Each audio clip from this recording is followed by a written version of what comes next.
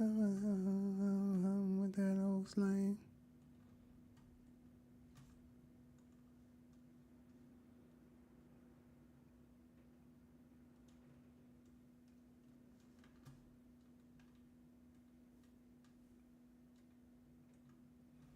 Back to back, back to back to back. Yeah, yeah. Let me get it already.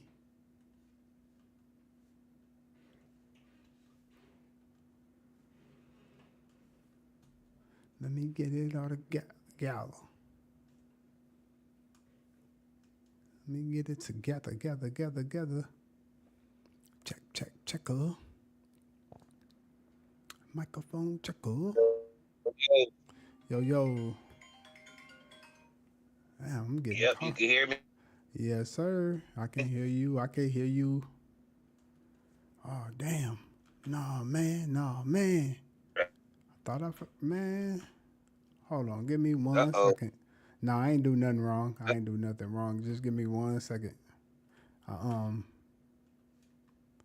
Yeah. forgot to do something. Something a little simple. Something a little simple. Okay.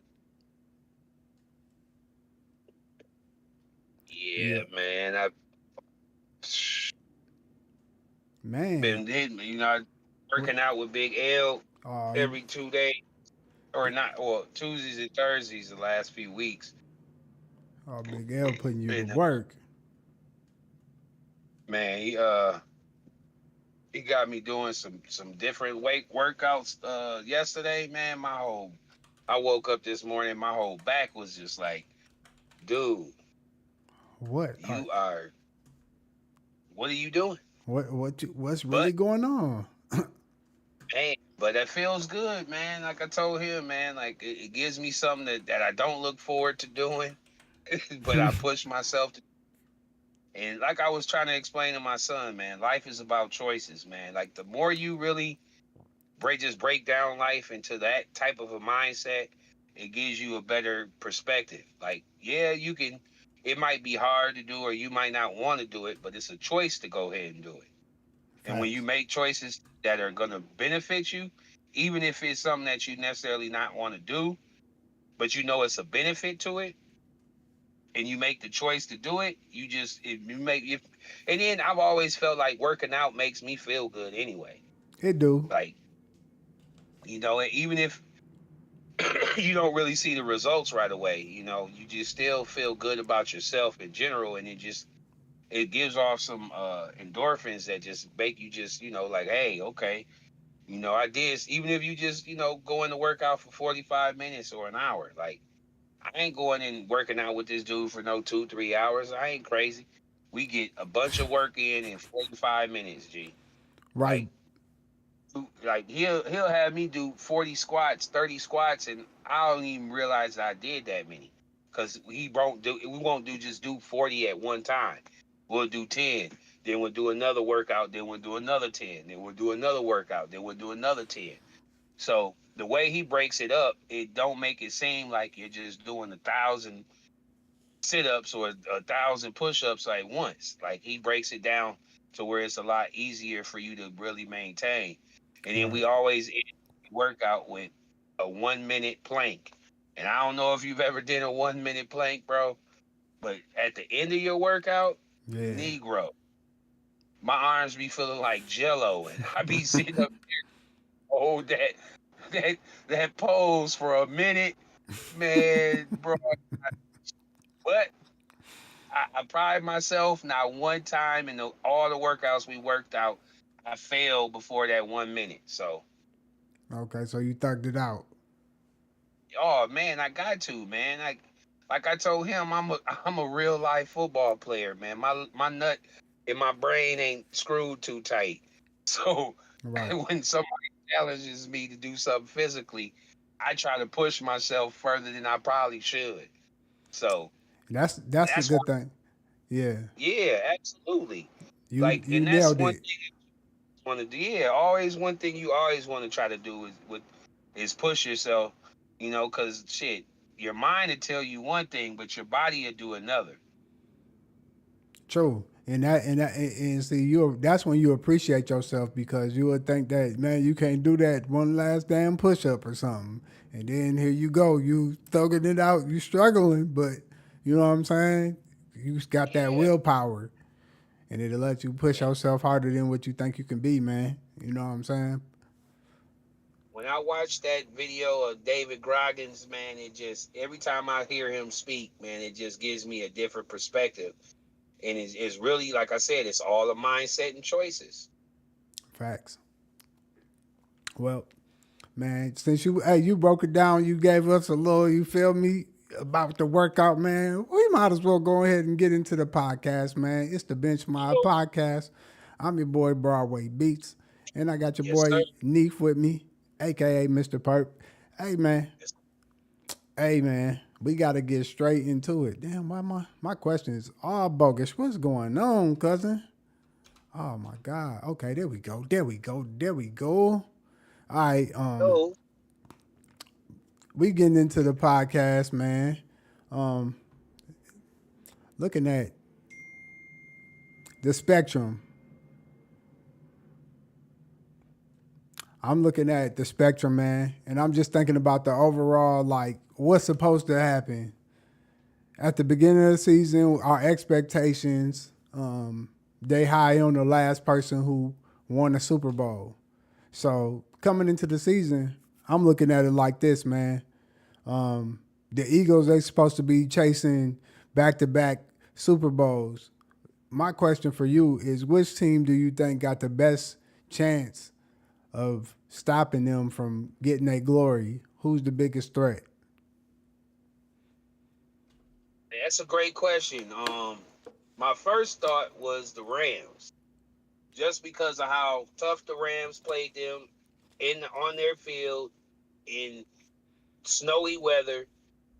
But this news with Matthew Stafford and this disc in his back, that don't sound good, especially to start the season. Right. So I'm gonna have to knock them off just a tad. So with me knocking them off just a tad, I have to go to who was left in the playoffs. Because I always like to go off of who was left in the playoffs, just because unless there's like a big change in regards to coaching or quarterback, generally that team doesn't fall off that bad.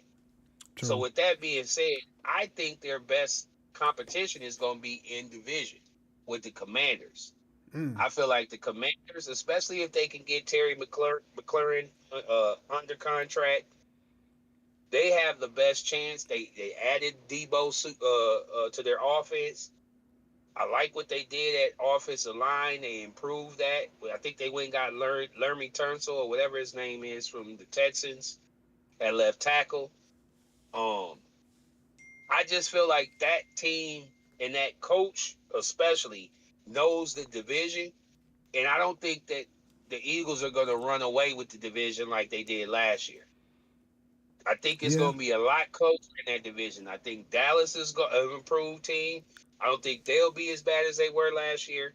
And I definitely don't think the Giants are going to be. I think the Giants are sleepy good. Their defense is good enough to keep them in games. As long as Russell Wilson or Jameis don't go out there and throw 5 picks, I think they'll be in a lot of games. So with that being said, I think their best opponent to keep them from getting to the Super Bowl is actually in their own division with the Commanders.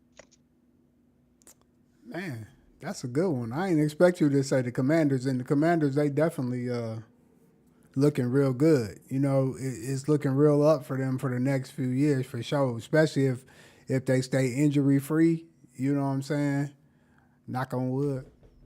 Knocked on a Hey, little as bit of long as wood. they can keep Daniels upright and keep him healthy, it's gonna be hard to knock them boys off, man. Because Right. that young boy is special, man. He's real special. He's him. It's been a couple, C.J. Stroud. It's a couple young bulls that are really gonna bring the noise in the next 5 years and really put some pressure on people like Pat Mahomes and Josh Allen and the Burrows to actually win them a Super Bowl before they do, because I'm telling you, the NFC is loaded. It The is. NFC has been they've been trying to sleep on the NFC because the AFC has been winning it the last few years with KC. But KC it was head and shoulders above everybody in the AFC. That ain't the case no more. Right. They've come down a notch or two. So with that being the case, I don't see that. I see the AFC and the NFC almost neck and neck in regards to how hard it's going to be to get to the Super Bowl. Yeah, I can agree. I can agree with you. All right. So for me, I'm gonna stay with you in the NFC for the biggest threat for the Eagles. To me, and I don't even really want to say this team because like, you know what I'm saying? Like they kind of like in in our division, man. So you know what I'm saying? I'm like, damn, I don't really want to say them because then I'm like, you know what I'm saying? Am I giving them more credos than I am than the Vikings? But man, it gotta be the Detroit Lions for sure.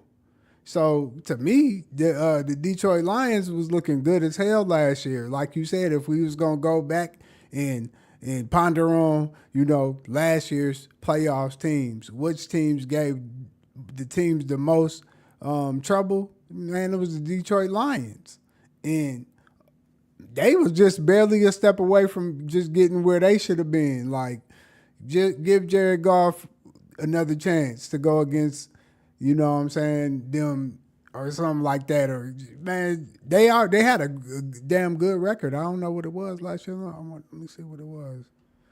Tell you what the problem is with Detroit. What you gonna say? Let me hear what you got. They shot themselves in the foot with their best chance to get to the Super Bowl, which was the year before.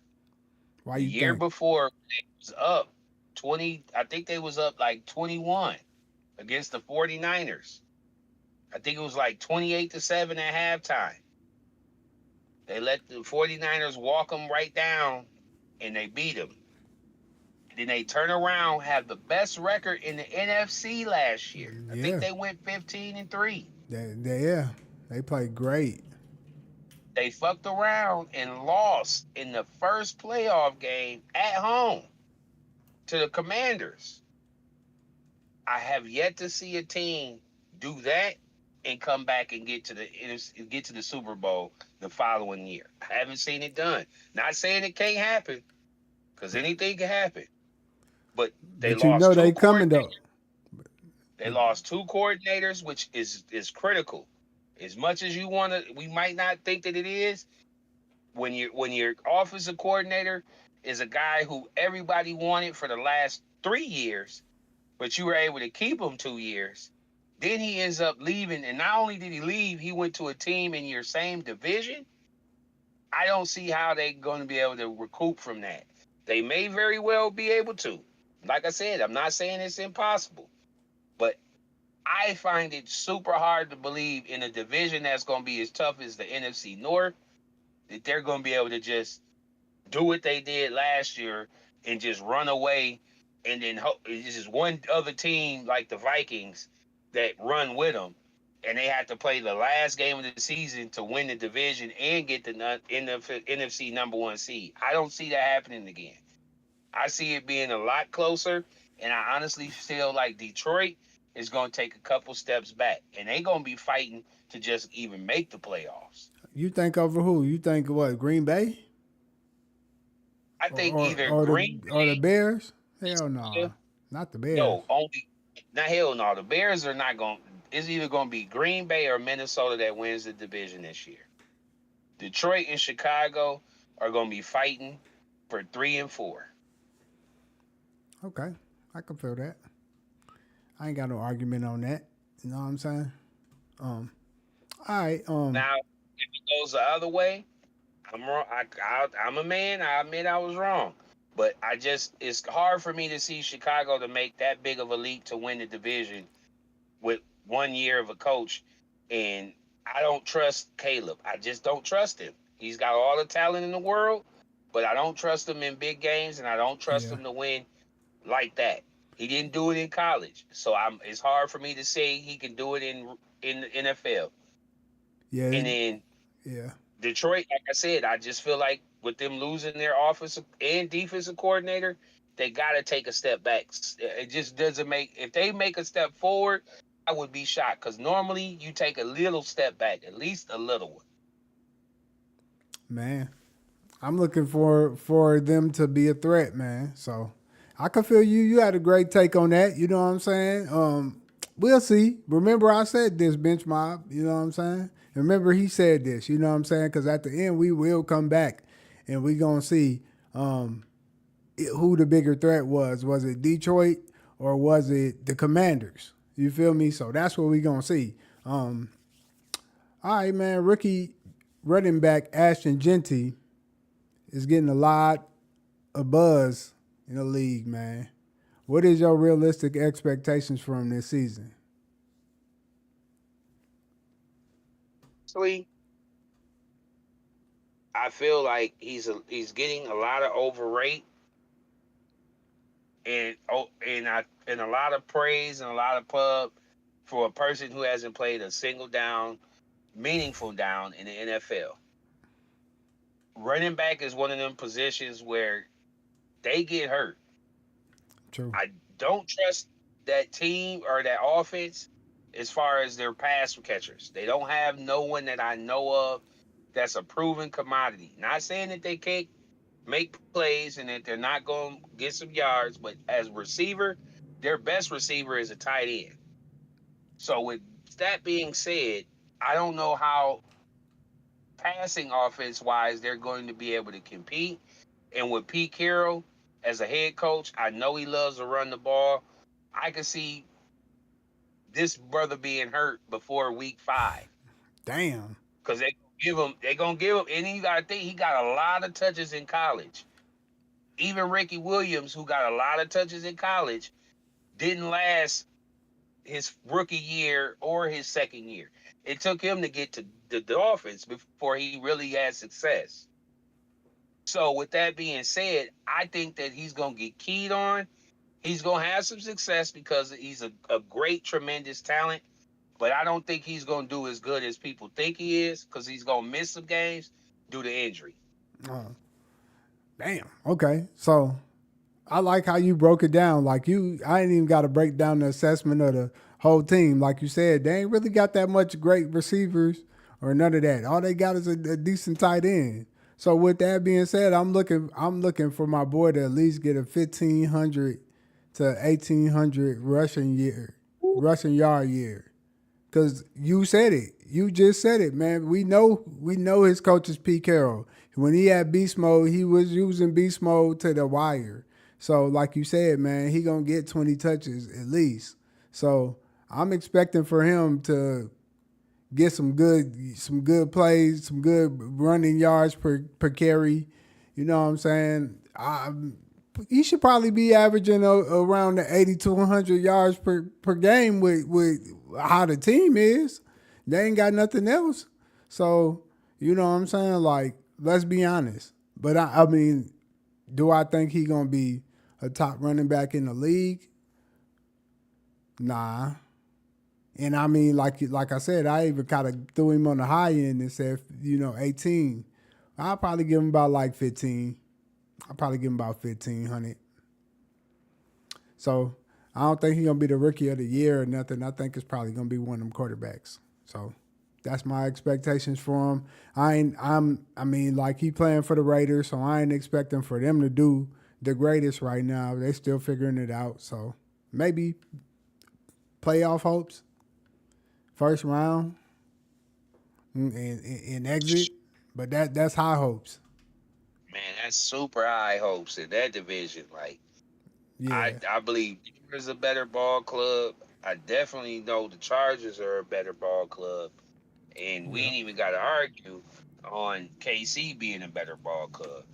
Yeah. So the It's only way bad. to see him squeaking in playoffs is if Pat Mahomes gets hurt, Herbert stinks up the gym, and Denver just can't for some reason get out of their own way and they lose a bunch of games, which I don't see. So they're the last out of all 4 teams in that division.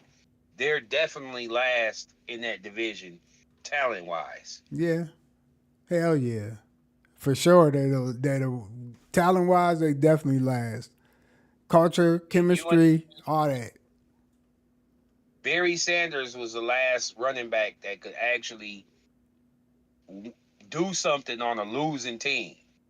Like Detroit was still losing, but True. Barry was getting out. Barry Facts. had what? Elusiveness and the ability to break a big run. I don't know if Gentry got that. He's a bigger back. He's kind of elusive. I think he's more of a system guy. The fact that Boise State didn't have nothing else, they actually had a really good line, They did. and Ooh. I just don't see it translating to the league like that. Like the league singles out your best player. Like that's what defensive coordinators wake up and dream about and nightmare about is how to stop you if you're the number one player. So it doesn't it's not rocket science how to stop a running back. You put 8 in the box. And they definitely gonna do that. They're definitely gonna, you know what I'm saying, make a statement for sure. For The sure. key is with like Adrian Peterson, if you can break outside of the 8 in the box, now you're only on a safety. He don't look that big though. Adrian Peterson was big. Adrian Peterson he ain't I don't know if he's as big as Adrian. I think they might be about the same weight. But I know Adrian Peterson had another gear that this guy don't got. Yeah, he ain't got that for sure. I don't think he got that second gear where he can just get loose from everybody. Like I think he's gonna be some big runs, but he gonna get snatched up. It's And gonna be tough. it's gonna be tough, man. I just don't see it, but we'll see.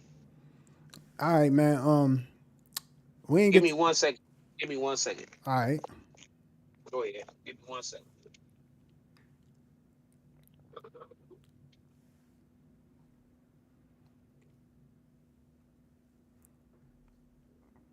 Yeah, man. We got a little technical difficulties. We gonna, you know what I'm saying?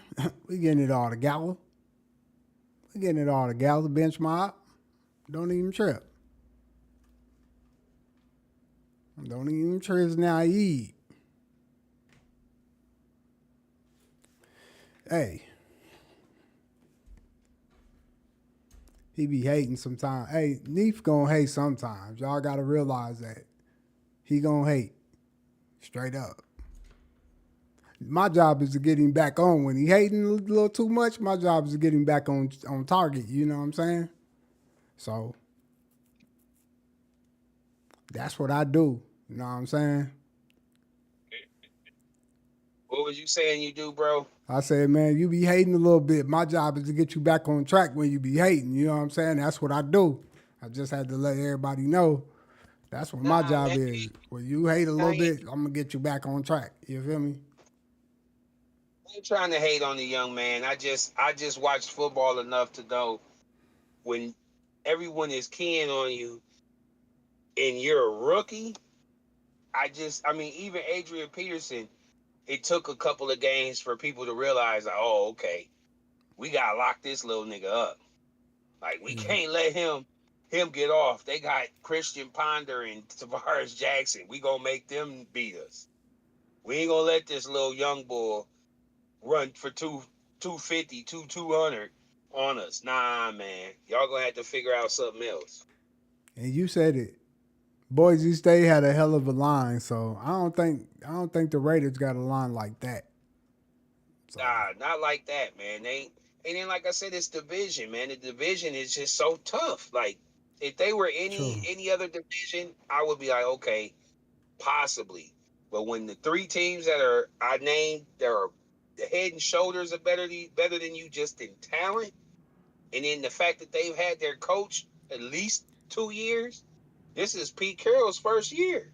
Right. I have to go back and look at his track record, but I'm almost 100% certain his first year with Seattle, his first year with the Patriots, the first year with the Jets didn't go right. They were stinkers. You know what I mean? Yeah. They need Archie Manning or one of them top five. They gonna get a top five pick. Like they need a quarterback of the future. Geno ain't it.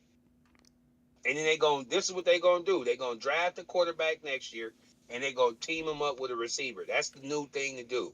Yeah. Is you draft a quarterback and you get a receiver that he can grow with. Yes, sir. That's you got to homegrown.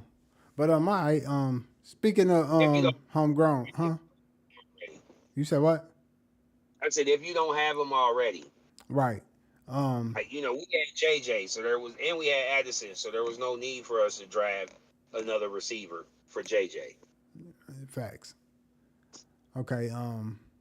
Shador Sanders, man, last week, man, first preseason game, he killed a little bit, man, against the Panthers. What do you It's think this? sad. What do you think this performance do for him in the future? Do this get him a starting position? What does it do for the depth charts? Where do you think it's going from? Well, unfortunately for me and you both, I know what's happened recently.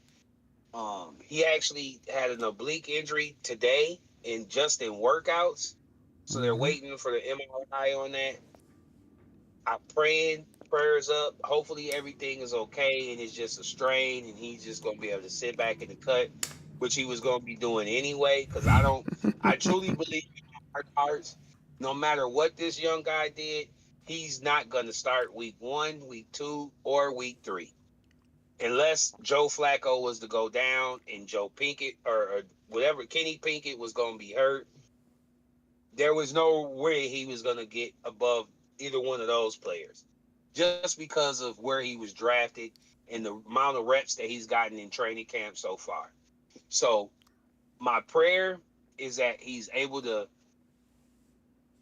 It might be a blessing in disguise because they can't really knock him for being injured. I know they don't want to cut him.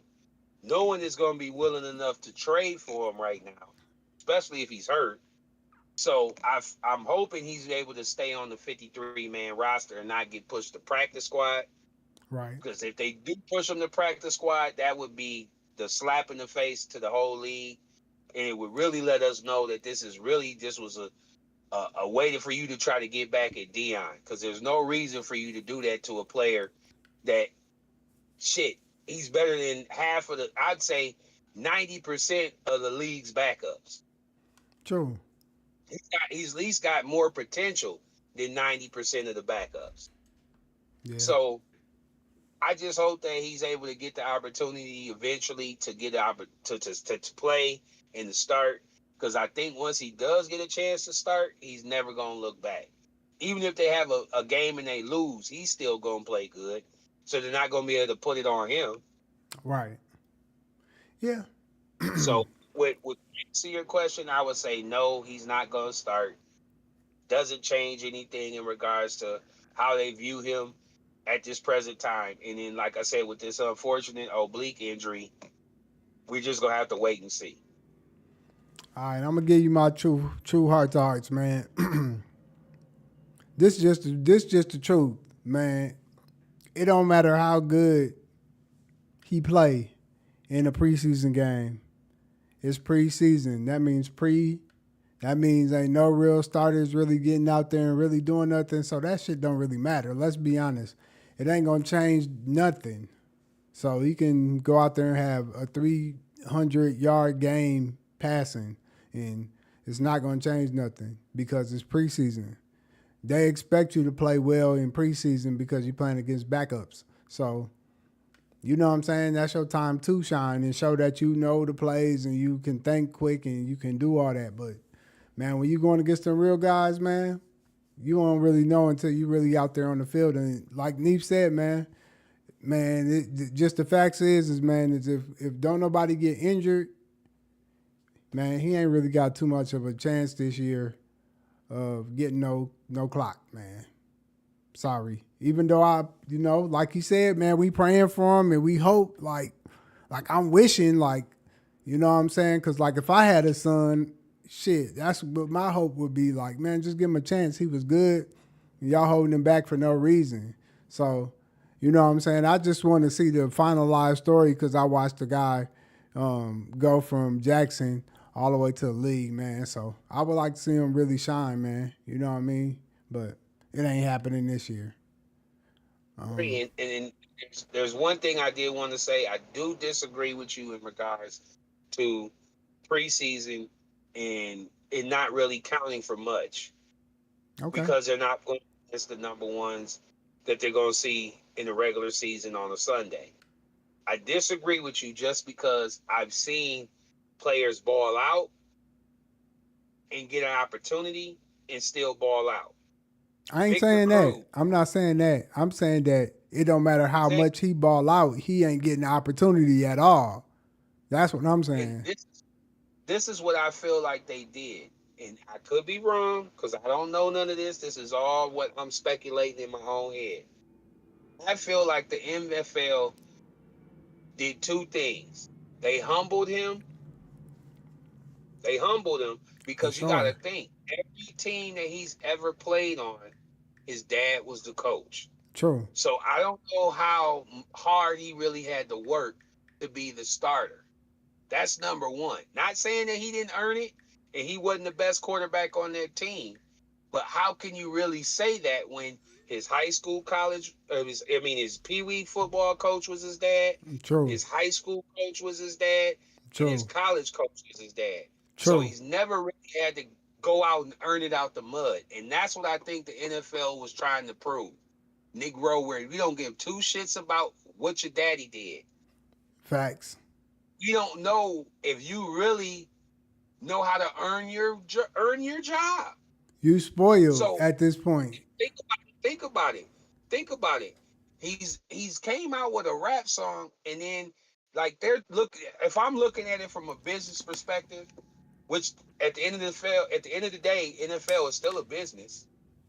Why would I want to draft a quarterback which is known to be the face of my franchise? No matter what the circumstance, he could be the 14th best player on the team.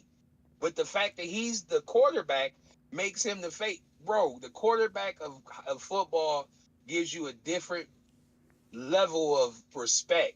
This goes back. True. This is go. I'm only speaking of experience. I only played high school football. I didn't never play college football. I went to college, but I never played a single down of college football.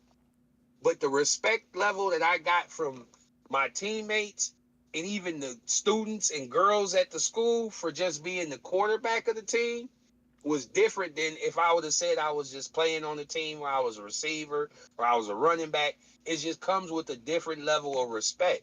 So with that being said, they looked at it from the perspective of a business. Why would I take a chance on a guy who I don't know has ever really had to earn his job? No, that's facts. You speaking facts. That's facts. Um, It ain't like it's not like Shador has a cannon over an arm or he's 6'5" and runs a 4.2 like his daddy. He don't have no physical traits where you can look at him and be like, that's a number one quarterback of the draft. That's why when everybody was in such an uproar, I was like, okay, let me look at it from a different perspective. Let me look at it from the perspective of a business, not a white man, because that's what everybody wanted to say. And then, right. you're getting back. The only way we would know that they're getting back at his daddy is, like I said, if they put him on the practice squad or they try to cut him. If they do any of those two things, then we know it's about his daddy. But if they keep him on the team and they keep treating him like they did, like they are, nigga, they're just trying to make sure you know how to work and earn your keep. As you built, you already was You're getting not paid. Yeah. legacy. Hey, listen, he got like 6 million off of the NIL, man. It's like you don't really need this damn money. Bro, he don't need this job. That's the point. That's what I'm trying to explain to you, bro. When you act like you don't need this job, and you see everybody wants to bring up Eli, but Eli's situation was different. Eli never said nothing. Eli was quiet. His daddy did all the talking. True. Eli didn't say much of nothing. He went about his business. So, and even he had to go through the turmoil of being in New York and getting benched for Kurt Warner. Like he had to Facts. go through some turmoil. It wasn't like he just came in and was setting the league on fire.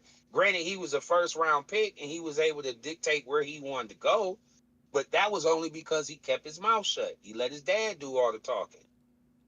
Yeah, and he wasn't Shador cocky. was talking and flossing and putting stuff on the internet and posting stuff talking about he was top 5 and he should be a #1 pick and having different teams hats on his backpack going to the training and supposedly had bad interviews or whatever the case may be. Like ultimately, like I said, I just feel like they're trying to show Shador, Negro, you gonna have to get it out the mud. You ain't finna True. just come to the league and we gonna kiss your ass because it's just like how they did Bronny. Like the days of you being able to come to the league and be a parent's kid and not really have the physical tools to be able to be that pick, those days is old. They never was even gonna happen. They True. like, nah. You don't have you not him. Right. Like you not him. No, that's facts. That's facts. Okay. Last week, Jason Tatum, he was seen out of the boot, man, practicing with the Patriots. Do you see him returning to the court early than Man, expected? they they not gonna rush that, man. I mean, I could see him possibly coming back earlier than they expected. And when I say earlier than expected, like being ready early in training camp 2026, 2027. But I don't see why you would rush him back from an Achilles injury this year when unless they go on fire and they're like the #1 seed in the East and they got a great chance to win the whole thing because everything is gelling. I just don't see them bringing him back early for that when they're probably going to finish in possibly maybe the top 8, maybe Yeah. fall into a play-in situation. So I just don't see what it would be worth. Like that's just too much of a risk when you could just make sure he's 100% healthy, everything's a go, and that's what you planned on bringing him back in the first place, which was next year. So I think he's only like 26, 27. Yeah. So why he's on the other end of his 20s, not the beginning of 20s. So it doesn't really make a whole lot of sense to bring him back early unless, like I said, they got a chance. They like the 1 seed in the East, and they got a real shot to win the whole thing. I can feel that. Man, I can see him maybe coming back like KD did, but like it's like you said, even when he came back, it was a playoff situation. Um, and was it a playoff situation?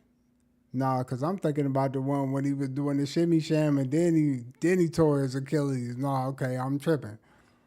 Okay, so it took him some time. I think he came back towards the end, but like even him, he didn't start getting right until the next year because he didn't play the full season. He was still like just getting his feet up under him. I think you, even if you do Mm-hmm. come back early, you still got to get your feet up under you to really get confident. You know what I'm saying? Like, that's probably the most important thing is like, when you're moving around just to think, you got to get that psychology out your mind that like you ain't landing the wrong way, you ain't running funny, all that type of stuff he got to get out. So it's good to see that he was working out early and to just like get himself together. But now I don't really see him doing no real full fledged running, basketball running at least. Maybe some small little workouts. Other than that, nah, he ain't coming back. Nah, it's just not worth it. It's not worth it financially. It's not worth it for his health. And then, like I said, unless they have just blown away everyone in there, just like primed to win a chip, and he's just that missing piece that would make sure that they have a real chance to win a chip. I just don't see it happening, man. Like that's too much of too big of a gamble. Trip facts. All right. Since speaking about the Celtics, Joe Mazzulla, he did a re up. He got a multi-year deal. with the Celtics. Do you think throughout his span for this contract that he has right now that he re-upped on, do you think before it ends he'll, get another ring with the team? No, Nah? no. He got paid for what he did. He's not gonna win another ring with that team. That team, their window was this last year when Jason Tatum got hurt. You got to think prior to that win, they had been to the East Championship game, like 3 out of 4 years or something like Yeah. that, something Yeah. crazy like that. Like to have that consistency to consistently get to the at least that far to at least close to the finals, and then you made it to the finals. You got beat by the Warriors. Then you came back. You got beat, I think, by the Heat. Then you came back, and then you finally got over the threshold. Then you came back to the playoffs, and then you got Jason Tatum get hurt was it the conference finals or the Eastern Conference? It was before, because didn't that Boston lose to New York, You said or did who? Boston lose to Indiana? Who did Boston lose this year in the playoffs? Wasn't it New York? There was it. I don't know. Was it I think it was Indiana? New York. I think it Yeah, I was New think it was New York. York. It was New York. It was New I think York. it was New York. So with that, so that wasn't even the Eastern Conference Finals. So they took Yeah. a step back, 2 steps back, just by losing this year. So I just don't see how it's hard for me to see them getting back, even with the healthy Tatum in 2027, when the league is only gonna get better. Like the teams that were mediocre or close, they're only gonna go all in. So it's hard for me to really see them winning another championship. And within, I think, what is his contract? 4 years? It didn't say. It just say a multi. You talking about Joe Mazzulla's? Missoula, yeah. It So just it's say probably multi three year. years. It's probably a 3 or 4 year deal. They Yeah. only usually give coaches no 6, 7, 8 year deals. So Nah. it's probably a 3 or 4. So out of the three, you got to think 1 year is a without Tatum year. That's this year, a majority of the year anyway. Even like I said, he come back early, and then he's got 2 years left on the 3 year deal or 3 years left on the 4 year deal. And Yeah. like I said, the league is only gonna get better. Like, what if a marquee player gets traded to another marquee team? Like the Joker goes over there to LA with Doncic, or you know what I mean? Like, it's too many Yeah. variables that always happen in the league that make me feel like this team, as it constructed currently, unless they do some move and make a major team and trade Brown for somebody huge or something like that, like I just don't see how that team, as it's constructed currently, is going to win the chip. Man, I agree with you on that. I don't think they got a chance. And I'm gonna be honest with you. I don't think he's gonna be able to even, you know, play throughout the whole. Well, coach. My bad. Let me say that correctly. Oh, you Yeah. think he's going to be able to coach? You think he's going to get the canned goods? Yeah, I think he probably only gonna get really a good year and a half. You feel me? Woo! So they gonna test him out right now because you gotta think Jaylen Brown. They saying he might could be the main guy. So if he can make it work with Jaylen Brown, because the team ain't really trash. If he can make it with Jaylen Brown and at least get to the playoffs, then you like, okay, boom, we can see what we possibly can do the next year. And then when Tatum come back, if you looking good, you keep him. But if they don't look good, then you getting rid of them mid year, easy. So he's on a 1.5 year deal right now because this year, if he's trash, they gonna keep him until Tatum come back and see how he look. If he's trash, they getting rid of him. So he really don't got much of a timeline. His timeline is ticking. Okay, now Jonathan Kaminga, man, his market value, I don't know if it's climbing or if it's declining, but he just can't get it right with the Warriors, man. They can't get that contract together. Do you think he pricing himself out? And do you think he's going to be a Warrior when the season come up?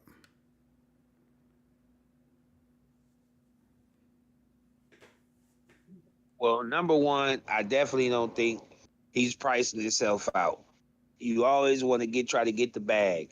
That's the name of the game. It's business. Right. So, no, I don't agree. I don't think he's pricing himself out. However, I think with his skill set and what he brings to the table, I honestly think he's a high energy starter. I don't think he's a role player. I think he's the type of player that needs minutes because he's not a pure scorer. So what he does, he's going to need 35 to 40 minutes to really fill up the stat sheet. Because he could definitely take over in a quarter or two or half of the game just because of his physical abilities. But I just think that he needs the opportunity to start. I just really feel like somebody is going to come out here and give him the bag and give him the opportunity to start. And I believe he could be an all-star in the next 2 to 3 years. You know Because I what? believe he plays on both ends of the floor. He's from what I can tell, he seems like a humble young guy, and I just think he just needs the opportunity. And I don't think he's gonna get it with Golden State just because Golden State they've invested too much in Jimmy, so Yeah. they got to get rid of him. Yeah. I think you're right, and I could see him, being effective to a team if he goes somewhere where it's really needed. Because if he go to like a team where it's needed, like James Harden when he went to the Rockets, it was needed, so it made his cachet go up. He looked at like he went from looking like a 6 man to looking like a damn. He should have been starting. What the hell was we thinking? And that's how I think Kaminga could be. Um, he should have probably been the one who got the deal to go to the Orlando Magics instead of Desmond Bain. He would have probably shined over there just because, like you said, he high energy and he would have probably worked for that. Of course, him and what Banchero probably wouldn't have.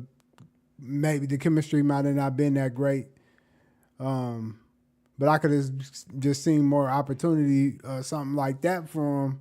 But like you said, man, he ain't gonna get it in Golden State, and they for sure damn ain't gonna give him the right money.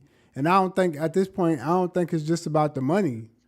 I think it's about the road too. I think he's tired of being like questionable about where he gonna be at. You know what I mean? So he ready to, have something that's for sure.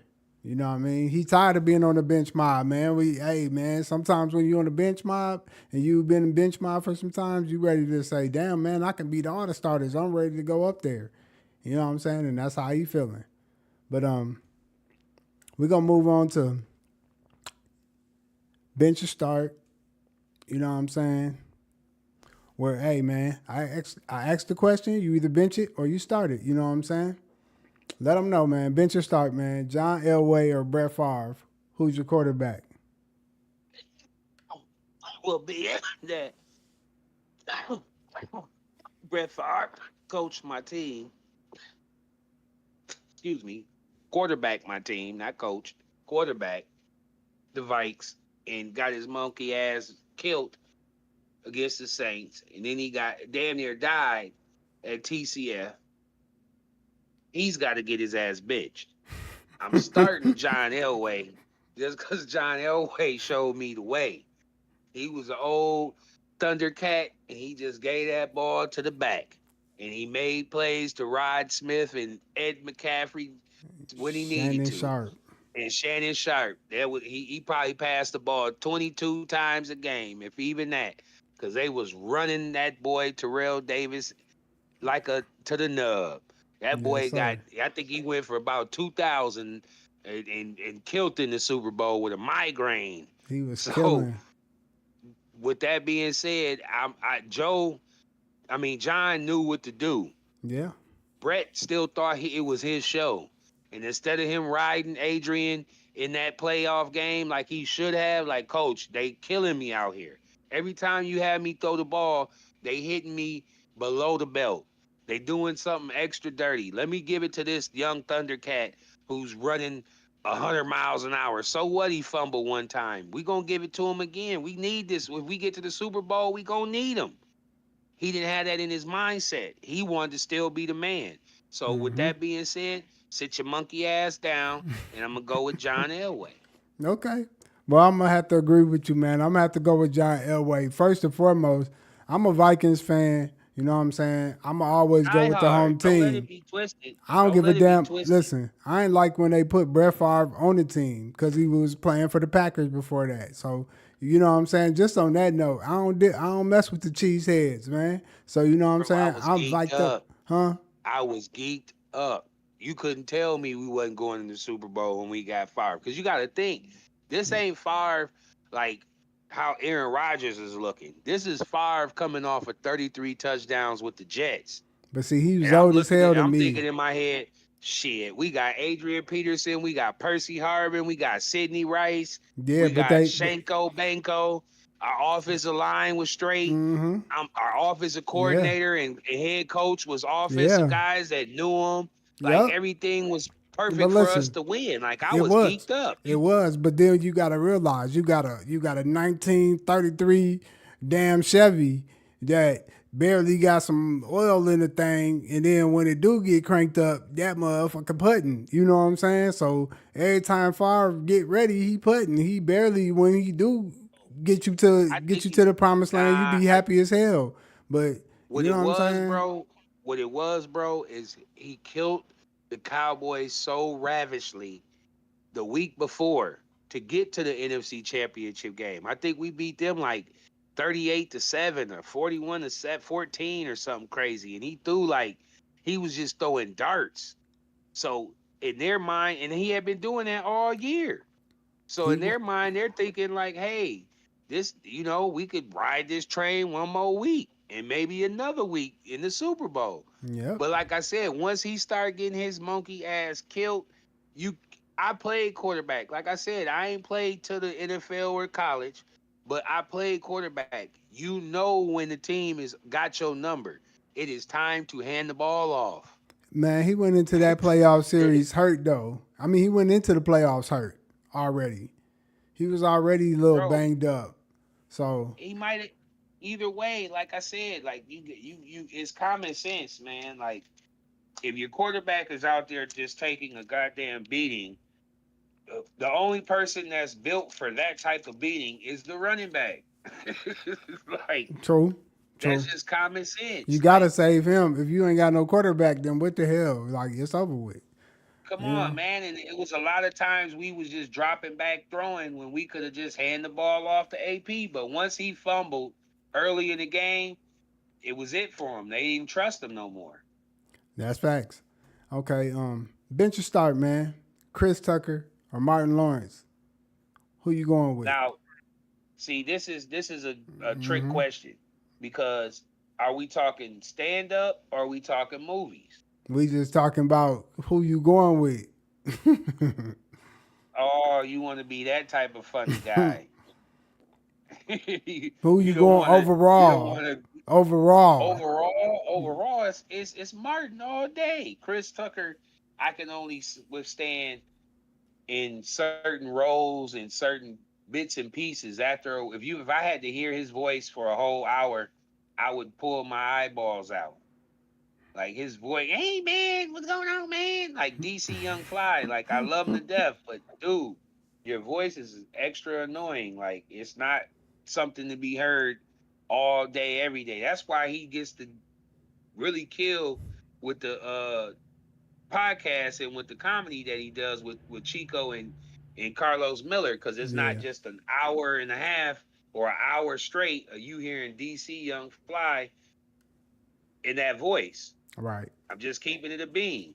Now, Martin, like I say, the reason why I'm starting Martin is because he had a hit TV show.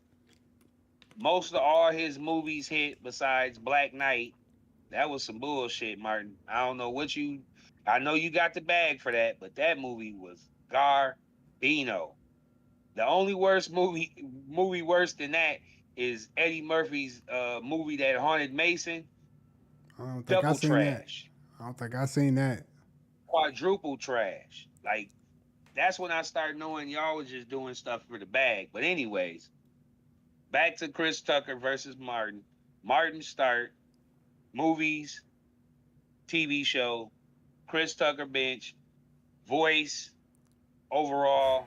You're not that really that nigga. And I think you was on Epstein Island, but that's a whole nother story. Okay. Man, I'm gonna have to start Martin with you, man.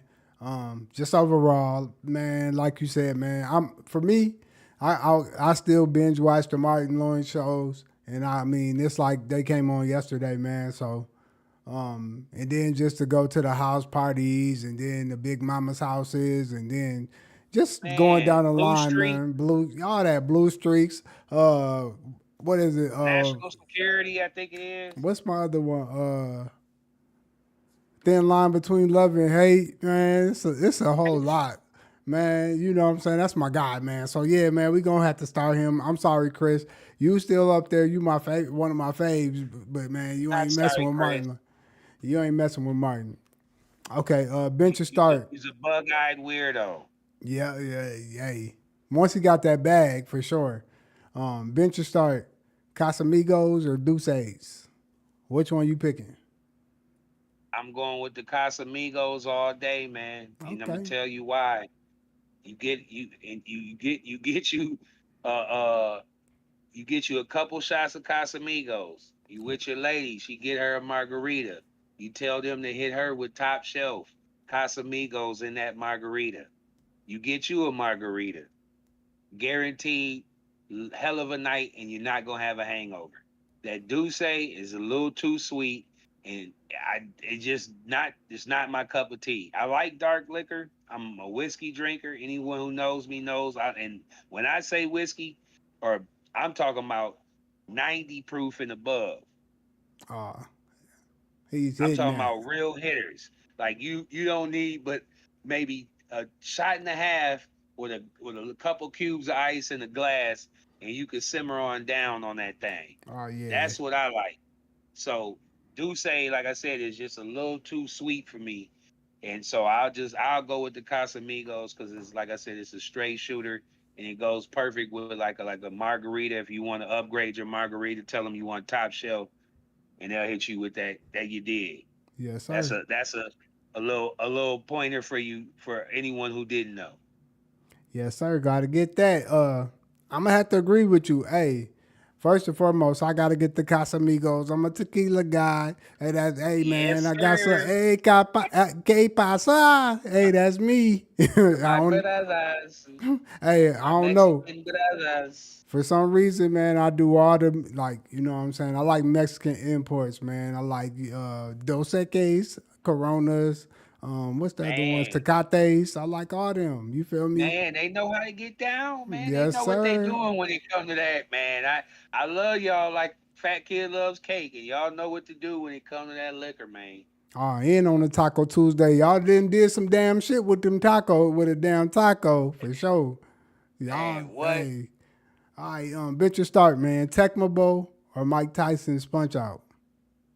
Man, you know I gotta go Tyson's Punch Out just because Tyson's Punch Out was the first Mike Tyson's Punch Out, excuse me, was the first game that I remember people playing religiously. Like Techno Bowl, it was a few cats that really got down with the Techno Bowl, and then it was like everyone knew the glitch code to getting you either get the 49ers, so you got a good quarterback and a decent running back, or you get Barry Sanders or Bo Jackson, Yeah, with the and you Raiders. just get busy. Then was the three teams. It was really like three or four teams that people played with, just because back then it really was about the player. Like it didn't matter too much about the team. Didn't help you any at all. Like now it's a little bit more playing field. You still can't get no bums against some greats, but nonetheless, it's still a little bit more even kill versus like I said back at Techno Bowl, it was all on the team and the player, really the player. Um, so with Mike Tyson's Punch Out, it was just more skill set. Like you had to remember, like, oh, okay, when I'm fighting this dude, he's gonna do this, so I gotta dodge this. And then once you beat that dude, you get to the next dude, you might lose, but then you don't remember, oh, okay, with this dude. So it was always, and it just seemed like it just everybody played that. Like no matter what house I went to, they had that game on deck versus Techno Bowl, like I said, it was just a few cats that I knew. that really played Techno Bowl. I can feel you. Hey, I'm gonna be honest, man. I'm gonna have to start Mike Tyson's Punch Out. I'm gonna be honest. That was the first game. That's the first game I ever played. So, That's what I'm def saying. Like that was like outside of Mario Brothers, that was like the number one game.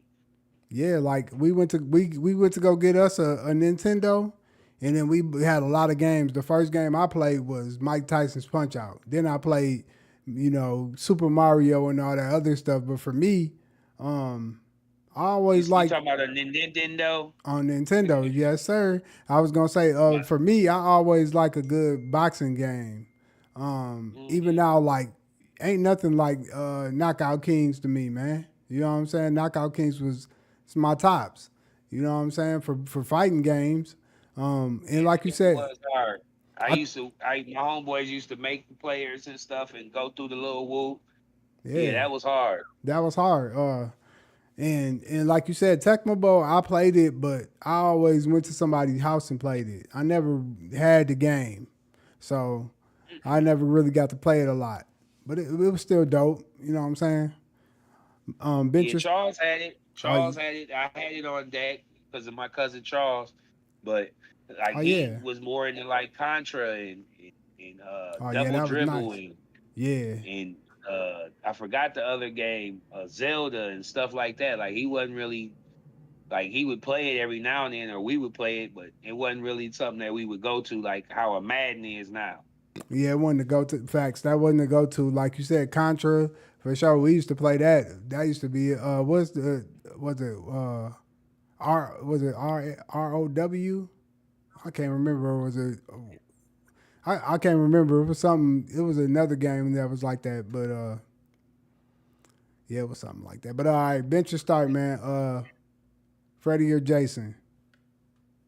Man, you know I gotta go with that boy Freddie, man, just because he gave me the most nightmares, man. I could guarantee you I've had over 30 nightmares in my lifetime about that sucker, man. The only one that's probably that you didn't put out there, and he's honorable mention in my book, is Hellraiser. To this Mm, day, I can't sleep on a mattress without a sheet on it because the Hellraiser. because of Hellraiser. I truly believe something might possibly come out the mattress if it ain't got a sheet on it. Yeah, I feel you on that. Um, man, I'm gonna have to start Jason and bench Freddie, man, because for some damn reason, man, Jason was gonna be on you, man. I'm talking about you can't get away Man, from are cousin. you talking about slow walking Jason or this new futuristic Jason that I saw that was I'm talking running about at a slow. full strength I'm talking about with slow booby walking Jason. traps? I'm talking about slow walking Jason used to be on you, boy. You But be Freddy could come in your dreams, he bruh. could, but And man, he you could ain't do anything in your dreams. He could be anything, bro. facts. Like he could twist your whole mindset. Like that's what makes him just that much more He freakier to me is the fact that nigga, yeah, he might be able to catch me slipping only when I'm asleep, but you have to go to sleep. Like that's that's like fact. That's Jason, facts. But see, you that's how. possibly could outrun him or get in the car and get loose Yeah, and but see, never you have to see how care you saying about that. him. You see how you saying that. That's how my dreams Freddie, was. it don't Listen, matter where you are, bro. You could run, you could go to the end of the earth. As soon as you go to sleep, it's a wrap. but see, that's how my dreams was. So like how you said you had Freddie ones, I had Jason ones, and I'd be running in like slow motion and shit. And he always pop up and catch me. Like, you feel me? Like, what the hell? I'm running in slow motion. I'm thinking I'm moving fast cuz right by me. You know what I'm saying? So, yeah. Venture start, man. You gotta get rid of one of them. Music or movies. Woo, man! This was the one that I was dreading to answer, man, because I'm just because it's me and who I am and how much I do it. I'm gonna have to say movies, just because movies is something that I watch pretty much daily, if not every other day, and or Okay. TV in general. I watch every day, all day, for the most part. I'm like, always. Anybody who knows me knows I'm generally watching some TV at some majority of the time if I'm just chilling.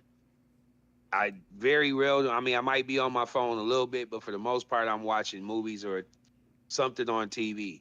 Versus music, I'm only really listening to if I'm in a vibe or I'm in a car. So I'm gonna have to, unfortunately, and I love music, but I'm gonna have to bench music and start movies. Damn. All right, man. I'm the opposite, man. I'm gonna have to bench movies and start music. I'm a music head, man. I don't give a damn what genre it is, bruh. I need some music to listen to. Like I gotta listen to something every day. Something I hear some type of music. So um hell yeah, I need to listen. I could if you just give me one album and there's something that's hitting like Get Rich or Die Trying or like Kanye West College Dropout or Jay-Z The Dynasty. You know what I'm saying? You give me something like the Fugees, the Score, something like that. I don't need nothing else. I could just play that over and over, nonstop. Lauren Hill Unplugged. You feel me? Man, hell yeah. Like music never gets old for me. But if I watch movies, if it ain't a lot of good ones out, and I get tired of it, but I can still keep playing that same song. Well, I guess you could do that with movies too, man. Fuck it, man. Bro, Bitches. I'm gonna tell you this, and this is between me, you, and the bench mob, man. I watched the same two movies every night, and I've been watching them, and they're not even movies; they're documentaries. I've been watching the same two for like 3 months straight, off and on. I just switch it up between the two, and it's what I watch to go to sleep, which is Wow. even weirder.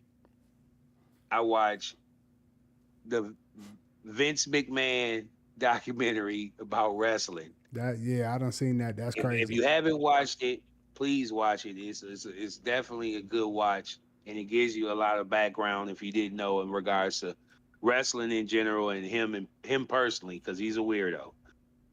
And then uh the Bulls Michael Jordan documentary, um, The Last Dance. And I mainly watch The Last Dance just because, especially to go to sleep. One, his name is Michael, so Michael is attached to greatness. That's number one.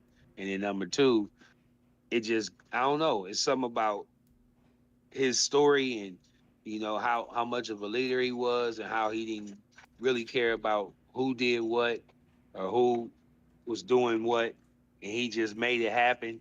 Like that was just incredible to me. So those are the two documentaries that I'm currently actually, like I said, it's almost like meditation music going to sleep to. Right, right. I feel that. Bench or start, man.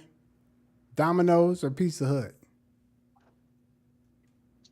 Man, I want to say neither, but Oh, you can since say I have neither. to You can choose, say neither if you want to. But hey, I mean, I'm gonna say neither then, because Pizza Hut used to be popping, but I don't know what they've done. They fell off. They in using all this fake stuff. And then Domino's, I just seen an ad for them today. They giving away two pizzas for the price mm-hmm. of one. So I know that can't be good. That's cheaper than Little Caesars. They And that back. pizza is straight cardboard with sauce on it. So Neither. my personal choice is as a chain in Minnesota. I hope they can get national, but they only I believe in Minnesota. Pizza Luce. Pizza Lucha's go fire for sure. And I used to like in St. Paul, they got a little. I don't know if it's still there no more. Red Savoy. The little oven used to Oh, be little fire, oven. Yeah, little boy. oven is fire. Yeah, That's little oven is whoo, for real. fire.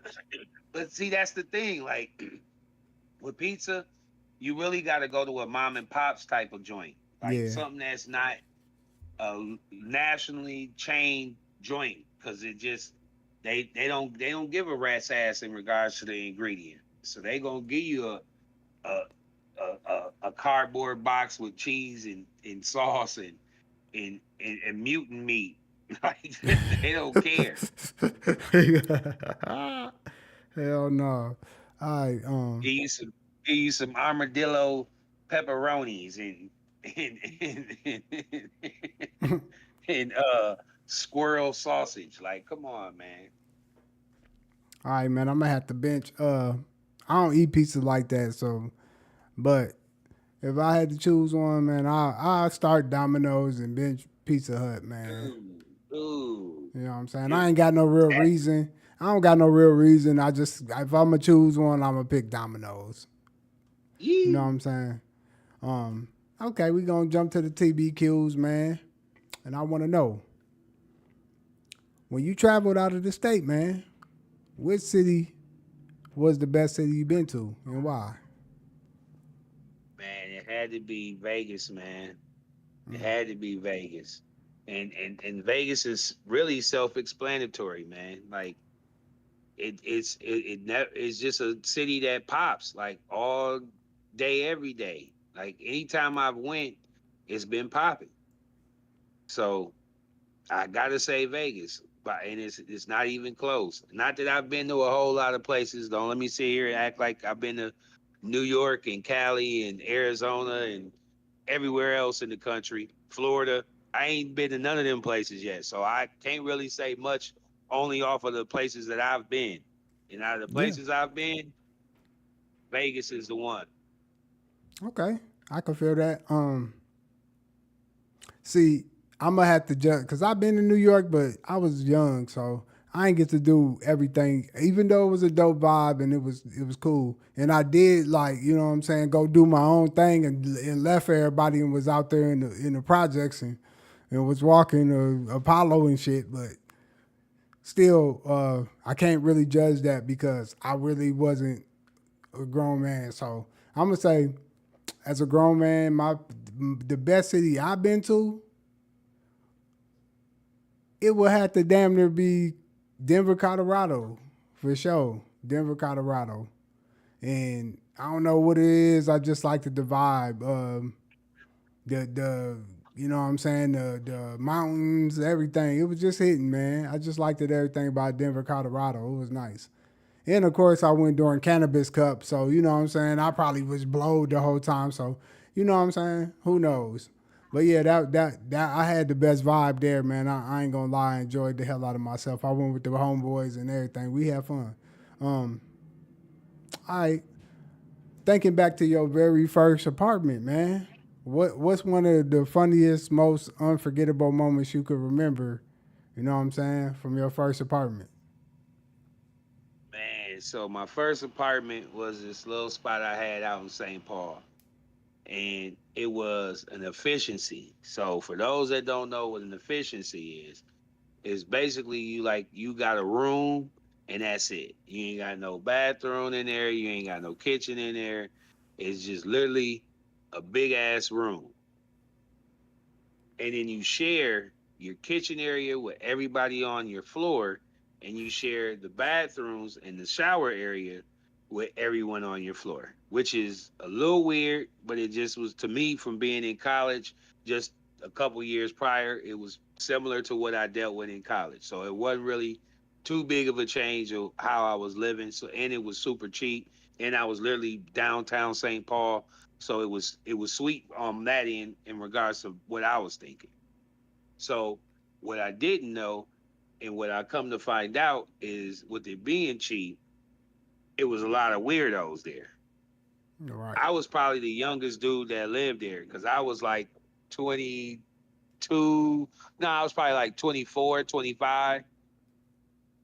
So I had a neighbor, this African dude, who was cool, but he was a weirdo. He was probably in his like mid 30s. And, I get down, I smoke my little you dig. And so one day he must have knocked on my door just because he must have smelt it out the door or something. And he like, hey man, can I get some of that?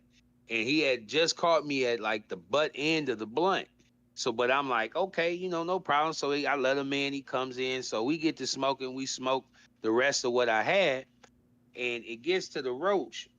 And the dude, I go to put the roach in the ashtray. He's like, no, no. He takes the roach from me. He puts the roach out on his tongue, and then he eats it. Yeah, He's crazy. That's wow. And when he did it, I know my mouth hit the drawer. I'm sure he looked at me and saw my mouth like wide open, like, what the fuck are you doing? And I promise you, Bench Mob, that was the very last time he ever smoked with me. Yes, sir. He Hmm. eventually he would come to me and I would give him, I'd sell him do my little thing. Here you go. But that was it. He was never blowing with me ever in life again, because that was by far the weirdest thing I had ever saw in my life. I've never seen someone actually put something out on their tongue and then eat the roach. Yeah, that's forcing it. That's ultimate. That's ultimate to a whole nother level. First and foremost, give me my damn roach, nigga. What are you Right. doing? I'm keeping them, brother. But oh, Man. all right, man. So my very first apartment was a 2 bedroom apartment, man, and um, it was in where was it? It was in Grand Prairie. Okay, I was trying to think of where it was because it's on like the borderline. Okay, it was in Grand Prairie. So man, it was me and Ness, man. We had our very first apartment, man. It was getting tight. We were struggling, you know what I'm saying? Just like you know how you said, like we didn't go to college, so this was like our first damn near experience out here. So we out here, we working jobs, but it's the first time we out here and we got to fend for ourselves, and moms ain't cooking no meals or nothing. So it was tight. We couldn't really get no meals, man. So my next door neighbor, John, we used to see him all the time, and then so one day he like, "What up, nigga?" And we get cool with him, and we smokes and we kick it with him and stuff.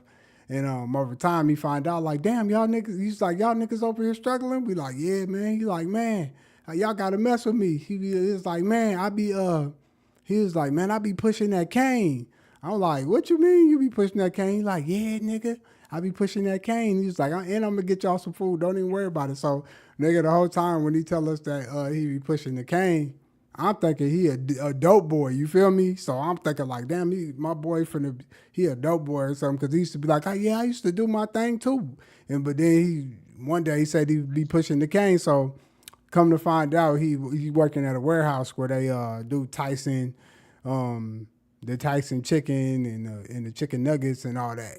So my nigga stealing, right? He's stealing the whole pallet of flour, sugar, chicken nuggets, and all that type of stuff and food and stuff. So he come back to the house one day. He like, "Yeah, nigga, I told y'all I was gonna get y'all, man." And my man's came to the house, man. I ain't never in my life seen this shit in my life, bitch mob. I promise you. This nigga came to the house with a bag of sugar that was 40 pounds, bro. he gave me a Oh my sugar God. he gave me a sugar bag of, it was 40 pounds. The bag came to my waist, and I'm 6'1". The bag came to my waist. Then he was like, "Oh yeah, I got some nuggets for y'all. Don't even worry about it, nigga." Yeah. Hey, he came through with each bag of the nuggets. It probably was like 200 to 300 nuggets in each bag. He came through with like 10 of them. You know what I'm saying? He hit us with all the nuggets, man. So that's my funny story, because we tried to cook something. We went to the homeboy's house and we left the house on fire. We let the nuggets catch on fire, and the whole house smelled like burnt nuggets. But yeah, to this day, man, I don't eat no meat, but I don't eat no damn chicken nuggets either. I ain't ate a nugget since then, since 2004. Man, I wouldn't either. Your brother gave you a 600 piece. Yeah, like, and then when we get low, he'll just bring us some more. Oh, don't even worry about it, nigga. Yeah, he'll just keep bringing us more nuggets, man. I got tired of them boys, for real, for real. So Man, I don't like a nugget, boy. Hey, it gotta be like a tender. If it's you feel right. me? That shit gotta come as like real meat, nigga. Pause. Uh, Pause. But we finna go to before we get up out of here, we finna go to Neef's Nugs, man. Where Neef drop a nug on y'all, man. So man, I was just thinking, man, when it come to like first dates, man, when you trying to take shorty out, man, what's considered spending too much in your opinion, and what's the right amount to spend when you going on that first date? Man, so this is a question that you gotta answer in categories. Okay. And then when I say categories, I say age bracket and tax bracket. Okay. So, what I mean by age bracket, I mean it depends on your age and the shorty's age. That's number one. Okay. Number two is tax bracket. What I mean by that, fellas, and bench mob, and ladies for that matter, you definitely want to stay within what you can afford. So if you making good money and you can afford to pay $200 to $300 on the first date or more, by all means, why not? You got the money to do it. 2 to Why 4. not do it? Not do it. There's no reason not to, unless you just want to be with. Now there's the opposite of that. There's two ways that you can look at that too. One, you could try to do what most men do, which is you just want to do something to where you're showing some appreciation for her time. You're taking her hopefully to a restaurant that she's never been to or she's wanted to go to, or she's been there and really enjoyed it and mentioned it. So you want to take her back there. Something to those extent. It's always in interest of the person that you're trying to not necessarily impress, but you want to make an impression on. That's Right. number one. Number two, I always try to think of what would be a memorable thing that you can do with the date after the fact that you go to eat. So you want to take that in consideration too, as far as your money and your time. I don't know if you want to do a carriage with or something around the cities and just be able to just sit and look and vibe and have a conversation, or you want to drive and do that around. You can do multiple things, but you always want to do something to where you try to make it memorable outside of just the dinner. But ultimately, I would say speak, speak and stick to what you can afford first and foremost. That's the main thing. If you can only afford a $50 date per person or 100, like if you're a grown man, you got to be able to put at least $100 for the both of y'all, and that's talking about the whole dinner. Not saying you got to spend 100, but let's just be real. You spend $20 at McDonald's, Right. easy. So we Yeah. can't take her to no place that is going to be $20. I'm not talking even Texas Roadhouse. I just seen something about that on the internet about people. A female said Texas Roadhouse is something you shouldn't take a lady on a date to. I agree. I That agree. that depends on your finances. Yeah. Like that all depends on your finances, because Texas Roadhouse technically ain't really that cheap. That's It ain't, easily a but it could 60 be, to $70 for two people situation, and that's but just apps, a couple drinks, and a dinner. it might not be intimate enough though. That might be what it is. You feel me? That might be Yeah, what and they and looking at. I get that, and that's why I'm saying you always want to take all that in consideration, True. especially on the first date. I personally want to go somewhere where we can have a conversation and I'm not yelling. I can feel that. So with that being said, that's going to be at a more upscale restaurant, to where that's going to be the vibe in the restaurant. It ain't going to be a bunch of kids and everybody yelling and talking to each other over the table. It's going to be a lot more people out on a date or just kicking it and having that type of vibe, or even if it's just like a little bit of music in the background. There's a few places that I know that has got that type of a vibe, but that also comes with, like I said, you got to know who you're dealing with and Right. what they really like. So it's a tricky question to answer, just because, like I said, it really can contingent off of what you can afford. Basically it's a case to case basis is what you're saying. Yeah, absolutely, Right. absolutely. Like I said, age and tax bracket. Right. I can feel that. Okay. Well, hey man, y'all got a nug from Neef right there. Hey man, we finna get up out of here, man. We gotta pay some damn bills when we get up out of here. You know what I'm saying? Y'all up, Man, but we gotta hello, pay some bills. So hey, we appreciate y'all for tapping in. Hit the like button. Go ahead and sir. subscribe. It's your boy Broadway Love. Beats. I got Neef with me. It's the Bench Mob Podcast, and we getting out of here, man. We Huh? out.